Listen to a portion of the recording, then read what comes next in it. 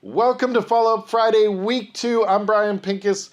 Now, today I want to challenge you. We've had Monday motivation, Taco Tuesday, Wednesday wisdom, all of those things. And people head into Friday and they just say, I'm going to slack off the rest of the week. Don't do that. Learn something new this weekend.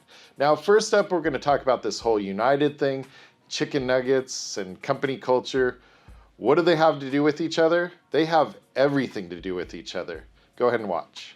Today I want to just drop the crap and get real. Now, a lot's been said about this whole United Airline passenger ejection thing, or as the CEO put it originally, his reaccommodation. A lot of fluff pieces have been written and things like that, but I just don't feel that people are getting real with it. And I think that this is a pervasive problem within companies. That I see in a lot of companies. You see, we do IT process assessments, and one of the things that we do as part of that service is we evaluate the culture of the IT department.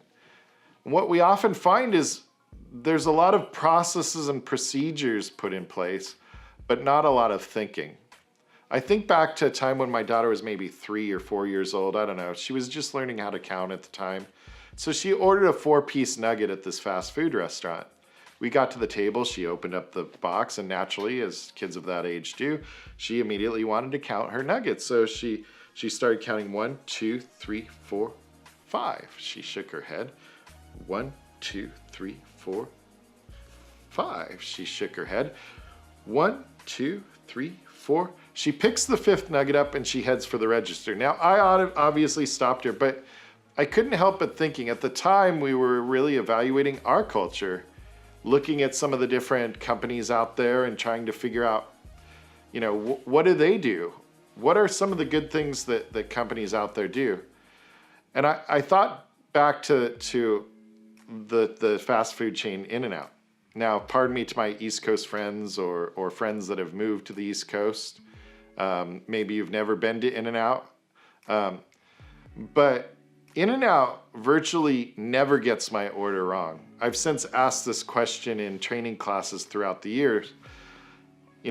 How many times have you had an order wrong at In-N-Out? And very, very few times have I had people say, yeah, I've gotten an order wrong. Now, I'm probably going to get a lot of comments down below that said, I got my order wrong, or this kind of thing.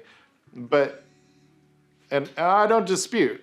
I'm sure they get orders wrong from time to time, but their error rate is far lower than the average fast food chain. I'd also put Chick-fil-A maybe in that same group. So what's the difference between these companies where the employee just doesn't think and the place where the employee can get a massively complex order correctly? What I came down to is these organizations where the employee is doing the right thing, they've just been told that from the very beginning. When you're in front of the customer, just do the right thing. We're going to have policies and procedures in place, but we're not going to lock you in a box and not allow you to do the right thing. We trust that you're going to do the job. When you have managers in place that manage people every aspect of their day, you've told them they don't need to think. So what happens when the production server goes offline in the middle of the night and we're suddenly off of that script that you've given them? What choice do they make? They make no choice. They've been told not to make choices, so they don't make a choice. What we do in our company is we tell people from the very beginning, listen, yes, we have processes and procedures, but when you're in a position you need to do your job. We trust you to do your job. So our employees know that at the end of the day, yeah, there's this way when you need to validate whether a hard drive is bad or not. Here's some things to look at, but at the end of the day, just do the right thing. I found that that's what some of these other organizations are telling their employees as well. Just do the right thing. I think back to my first tech support management position where people would ask me the same question over and over and over. And I always ask myself, why do they keep asking me the same thing over and over? I'm really struggling with this case. I don't know how to solve it. Well, gee, did you try the thing that solves 80% of the cases? Did you try the thing that I told you to try just 5 times over the last 2 hours? No? Oh, okay. Well, why does that guy do that? Because the company's told that guy not to think. And in the IT world, this is really dangerous. Don't think. That's what leads to the guy pushing the wrong button. That's what leads to millions of dollars in errors. And I think with United, that's what led to this guy getting dragged off the plane and being filmed and this whole PR nightmare. My problem is that while all these fluffy statements are nice and all of that, I just don't think they've got it. Well, a lot of things have happened with that whole United story this week. The CEO testified and all of that type of thing. I still don't really feel like they get it, but they've made some steps in the positive direction, extending their ability to give discounts or new tickets to passengers to $10,000, making many promises to better things. So they're headed in the right direction. Next up, we're going to talk about passion. I really think that this is something important. Go ahead and watch. So I just got out of this meeting, and it was a really cool meeting. It's with a prospective new employee.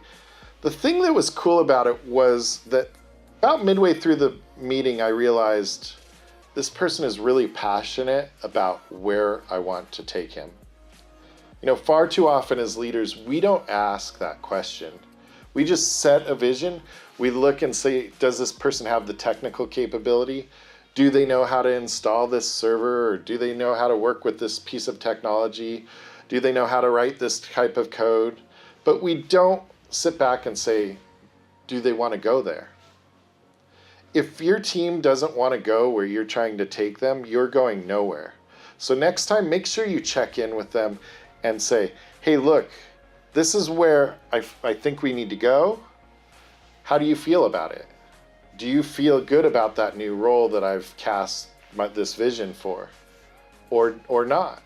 If you don't check in and you just assign people to roles and you just worry about whether they have the technical capability to do that, then you're setting yourself up for failure. So make sure your team is passionate about where you want to take them. Yeah, the big takeaway from that, guys, is really make sure you're listening to people. Don't just head off in a direction and try to drag everybody along with you. We do that too often. Spend time listening to what people want in their lives and try to adjust the vision to be able to drive it in directions that they can be successful. Next up, we're going to talk about the I Love You computer virus that wreaked complete havoc worldwide. And honestly, even though the I Love You virus isn't around anymore, we're still paying, and you'll see why. Hashtag TBT, welcome to Throwback Thursday. It is almost Friday, and I'm Brian Pincus. Today, I'm gonna take you back to May 4th, 2000, when the I Love You computer virus started spreading. It spread through email attachments, and it originated from the Philippines, spreading westward, and by the end, it had infected up to 10% of the computers worldwide. It was a huge problem, causing somewhere in the neighborhood, I think they say $8.7 billion, and it was a big problem. But it all originated from people clicking that dang attachment. Stop clicking that. We're still clicking that. People are still doing it, and there's still these malware people making money off this kind of thing 17 years later. Stop clicking things. Well, I hope you really enjoyed this week. I sure did. I'm really loving doing this. I've had a lot of calls. Thank you guys for all the comments and things along the way. I really appreciate it, and I'm having fun doing this stuff. If you like this video, go ahead and subscribe to my YouTube channel. Follow me on Facebook and Twitter as well, and we'll see you next week.